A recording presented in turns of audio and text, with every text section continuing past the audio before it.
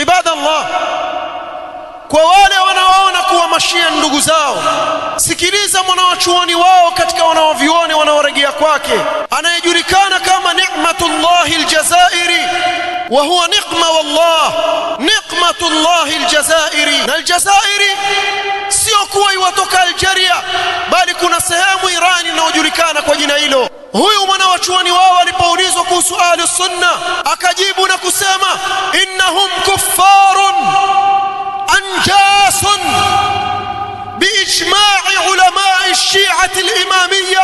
Hawa ahli sunna ni kuffar, tena ni najis kwa ijma' ya wanawavyuoni wa kishia. Wa innahum akhbathu min al-yahudi wan-nasara.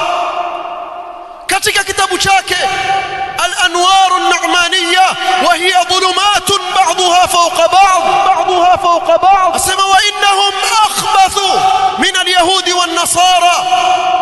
أهل السنة نواف زيدي كلكم يهودنا ونصارى. عباد الله, haya maneno wayazungumza katika vitabu vyao.